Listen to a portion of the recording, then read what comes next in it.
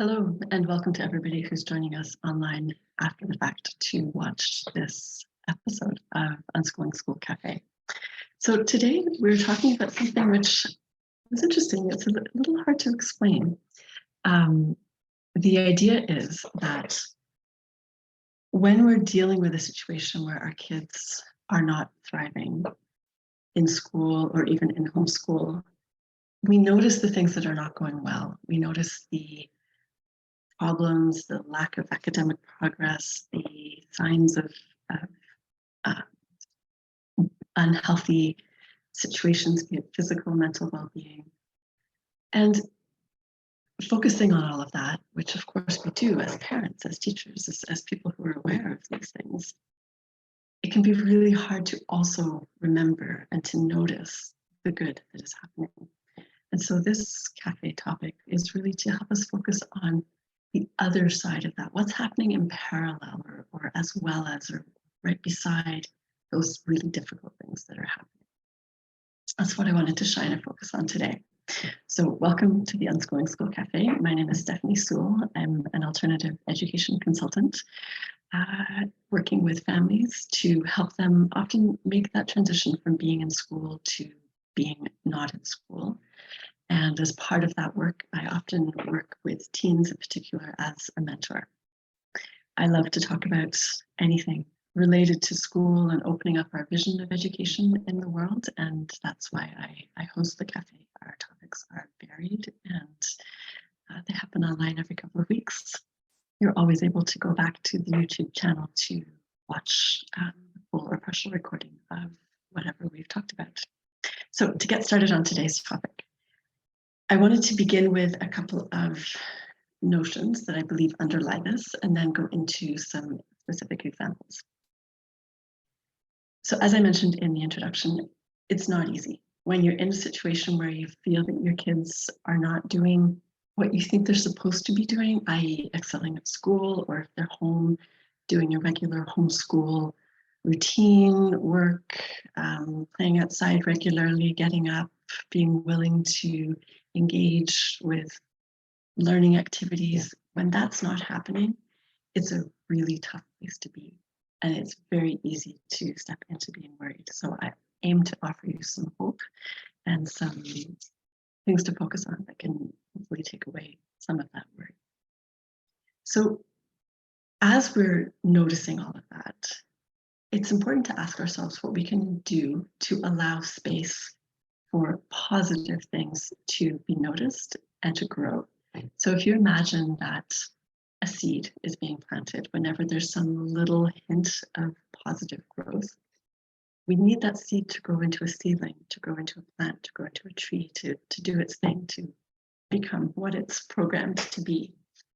And if we crowd out that seed with thoughts, worries, trying to redirect, even overwatering that seed, even just noticing that your child is into something and signing them up for lessons and helping them, and that over attention, anything that we do that compromises the ability of that seed to do its thing and start to root and push up growth, that can get in the way of that positive growth. So the first thing I'd like to invite you to do is think, how do I allow some of this positivity to have space?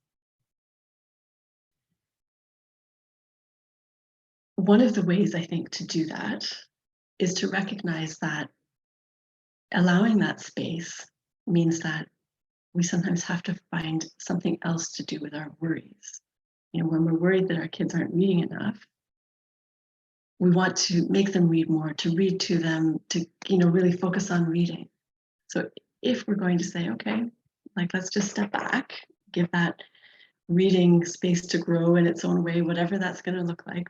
We'll take a look at that in a moment. What am I going to do with all this concern that I've got, this worry, this fear? What am I going to do with it?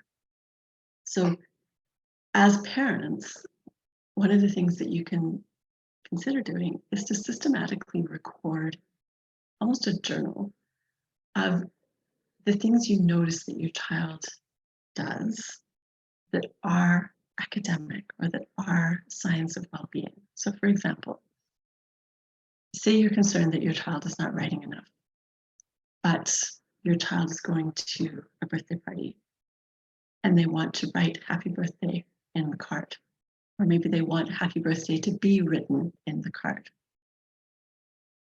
Just that is a seed of writing, awareness, interest, understanding. So what is the way that you can give that space to grow? Maybe it's at the end of that day, you're going to write down in your journal, today they showed an interest in writing, an understanding that writing is a means of communicating something, a desire to perhaps learn to spell those two words if they asked you to help them, or a strong enough desire to have it written in the card that they were willing to ask the parent to do it. Just take a note of that. And over time, as you add up those notes in your journal, you're going to start to see patterns. You're going to start to realize, oh, like 2 weeks ago, I thought it was a big deal, and I noticed that they just wanted 2 words written in a card. But today they came to me and asked if it was okay for them to add some things to a shopping list and did their best to write the words, for example. So giving yourself the gift of systematically recording the glimpses of seeds can be really, really helpful as you step into this practice of allowing space for things to develop on their own. Okay, so that was the general notion that I wanted to mention with regard to this. And now coming back to some of the specifics, because that's what I promised we would talk about in this week's session. So I'll start first of all by talking about well-being. What are the signs of well-being that I help families to see in kids who have just come out of the school system, kids who are really in that deschooling, kind of transitioning to life without school mode? One of them is sleeping. And it's funny because a parent will often come and say, oh, I just feel like they're sleeping so much and, they're not up at 9 a.m. doing whatever. Sleeping can actually be a really, really good sign, because when they're in school and they're trying to get homework done and get tests studied for, often sleep suffers as a result, maybe because they're simply doing work late into the night, or because they're worried and anxious about the next day at school and it's affecting their sleep. So them sleeping can be one of the first signs you see of a shift into well-being. Smiling. Sometimes it's just as simple as writing down in that journal, wow, they just smiled a whole bunch of times today. Because probably if you'd written that journal when things were really tough in school, or if, whatever you're coming from, smiles might not have been as present as they might be now. It might be now that 2 smiles a day is something worth noting. And it's okay and worth noting those things as positive. Daydreaming. Kids who have space and are starting to shift into mental well-being will often daydream. And it might look like they're doing nothing, which can trigger us to think they should be doing something. It's 10 o'clock in the morning. This is homeschool time. But in fact, that daydreaming is them starting to exercise the muscles of, how do I get interested in something? What might I do as a next step? What are the things that are around me that I can notice that might prompt me to start exploring something? Daydreaming is huge.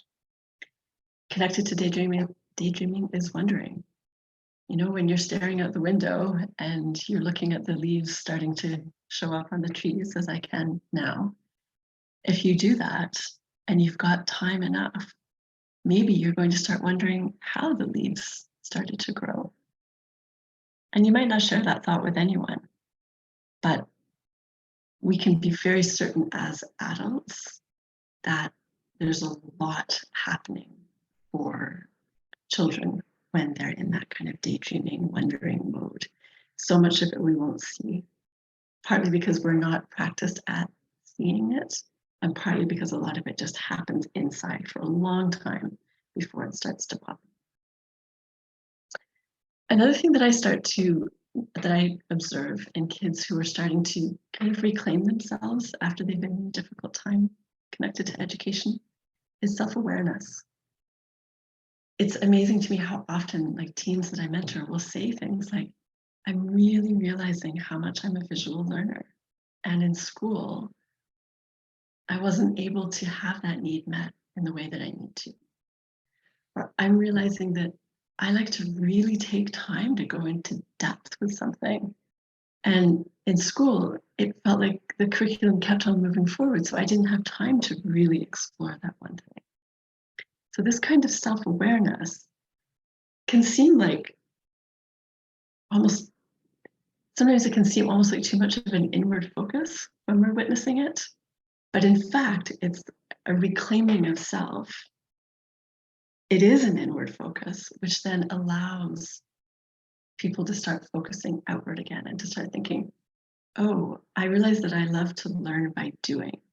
So yeah, I'm not going to head back to a conventional school system, but Mom, Dad, Stephanie, can you help me find a setting where I can learn by doing? And before you know it, they're starting to look at other options for education that work for them because they found that self-awareness, because they had time and space to find it. Sometimes connecting with people, coming away from a setting which hasn't worked for you, a school setting which wasn't working, you might really just need to take some time to be by yourself for a while, and that in itself can be a sign of excellent progress. And so when you as a parent start to see the child who was really spending a lot of time alone, you start to see them asking to go and spend time with someone.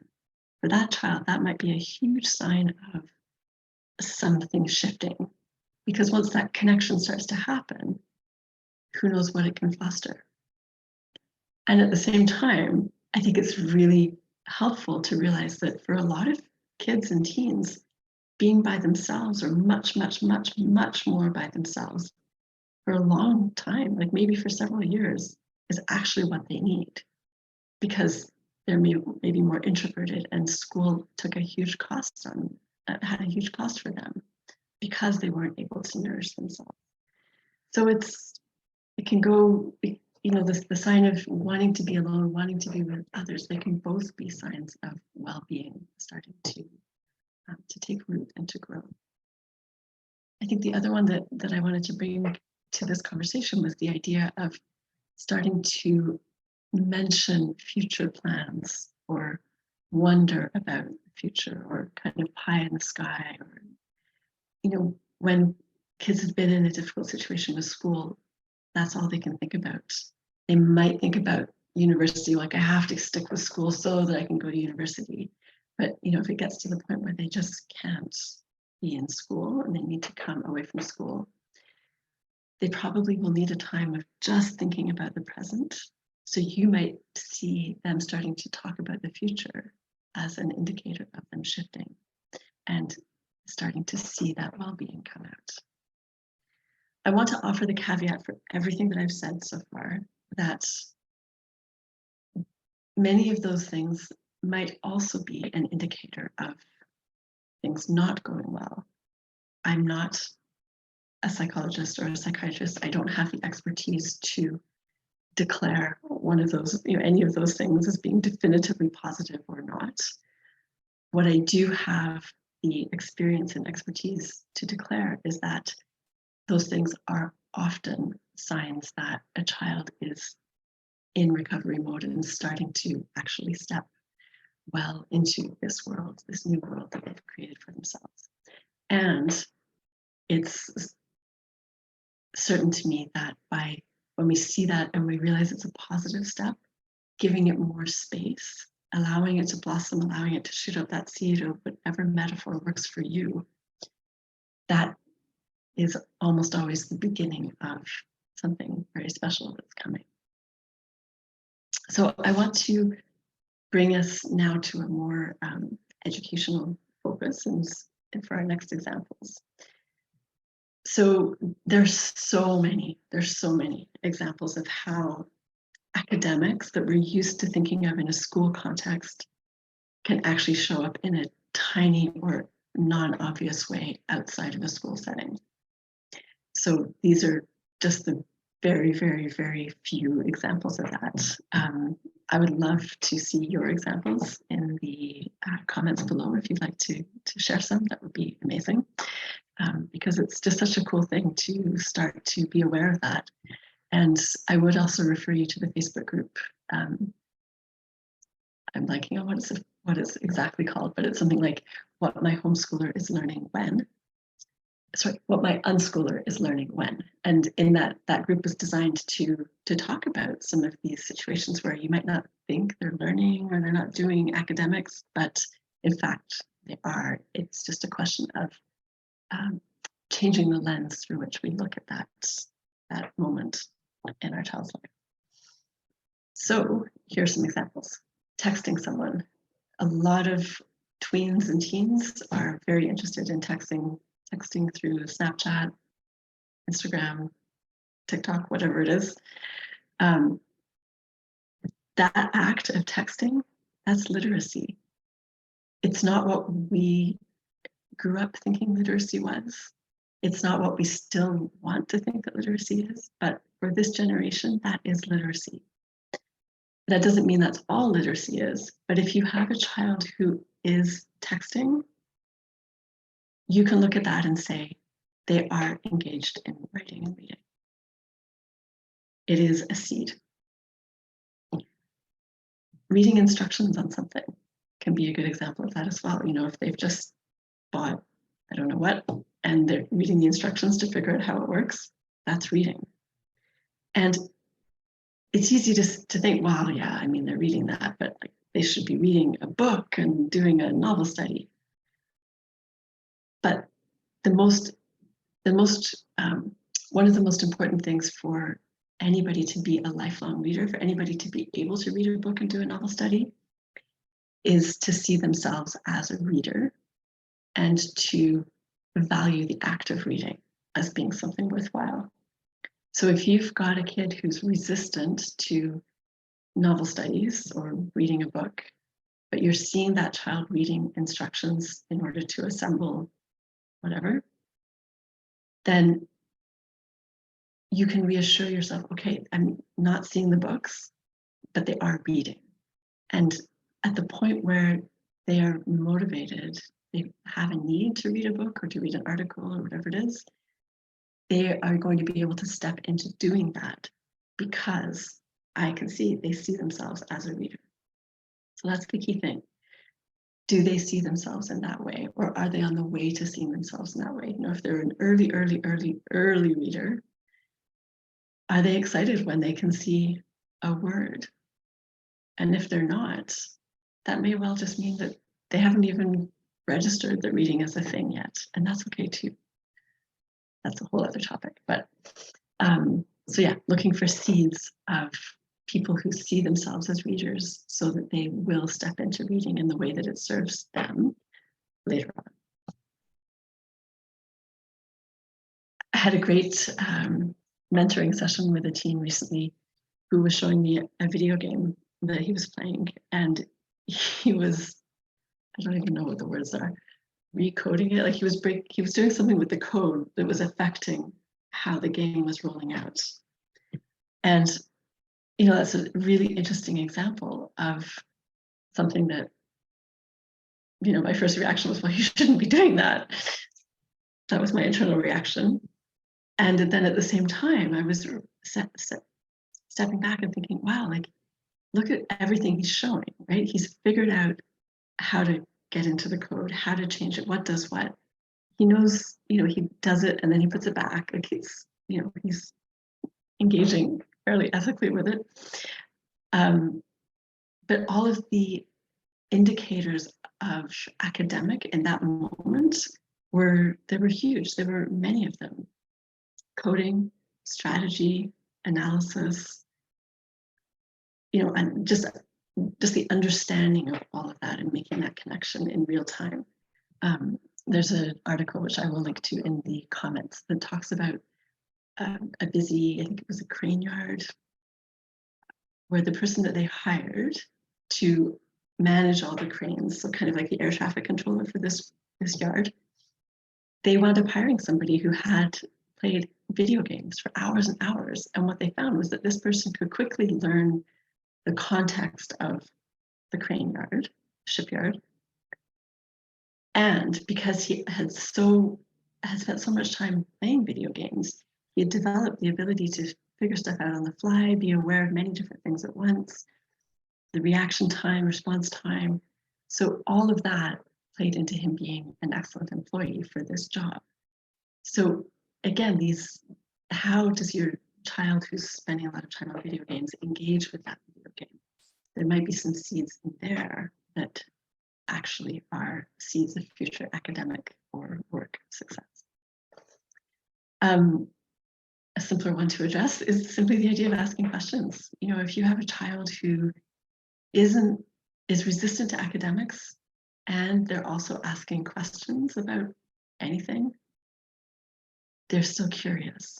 And that curiosity can bring them back to a place of asking questions that are directly related to academia if they need to, or if they choose to at a later time. So asking questions is a really, really good sign. Do you have a teen who has a job, volunteer, apprentice, an early working situation? You probably find lots of evidence of academic seeds, academic learning in the context of that job. I guess not as many people are making change these days, but if there's any aspect of making change, anything that they have to learn how to do in order to do that job, any planning that they're doing, any reporting that they're doing, there's so many ways that a teen job, while not declared academics, can actually be feeding into the seeds of their future academics. Are they working on any projects? Is it, do they like woodworking and they're building something in the backyard? That notion of having an idea, planning it out, perhaps there's measuring involved, material sourcing, executing it, that is all academic. It's all a sign of academic success. The example I gave in the intro was showing an interest in writing. Even if they're not doing it themselves, they're still engaged in writing. And the idea that writing is something that has value and is worth being aware of in this world, that can be the seed of them writing for themselves. And really, if you notice that they're ever willing to figure things out, maybe they're playing with Lego and something isn't going their way and they're willing to figure it out. Maybe their phone, they're not getting onto TikTok or something's happening. They're figuring it out. This notion of figuring things out is so important as we move through our academic lives, into university, anything like that. You need to be able to figure things out. And that's often one of the things that we see kids who've been in school and it's not working for them. They get to a point of being very stressed and they don't have the capacity to figure things out because they're just, all of their energy is being taken up by managing their situation. So when they step out of that and they start to recover and to heal and to move forward, that's sometimes a sign that they're really moving into that future forward motion, is that idea that they're starting to figure things out instead of becoming exasperated or asking someone else to do it. And then one of the most beautiful ones that I witness and parents witness is sharing something that they've learned. When you have a child who was maybe outside by themselves, or maybe they went to a forest school and they come home and they're excited to tell you something that they learned. Or maybe a teen who's excited to tell you something that they watched on TikTok or whatever it is. That desire to share something, or to even just note and to have a feeling of connection with having learned something, that is a huge indicator of academic movement happening, or the movement towards academic potential inside of them. So I've tried to throw out a couple of kind of key ideas, which is really that no matter how hard it's feeling and how worried you are, how can you create space for these not so obvious signs of mental well-being, physical well-being, emotional well-being, academic well-being? How do you create space for those two to flourish? And how do you notice them and reassure yourself that things are going to be okay because you can see them? That idea of putting it into a journal. All right, so I would like to invite you to get in touch with me. I've just put into the chat here various ways to connect with the Unschooling School Cafe through our YouTube channel. You can sign up for our newsletter to find out what next topics are and when they'll be. If you have any suggestions for topics, we are happy to take those. If you'd like to connect with me directly, my contact information is there on my website, and of course through the Unschooling School Facebook group. You can continue the conversation on any of these topics. So thank you so much for joining us for this session, and I look forward to seeing you for the next one.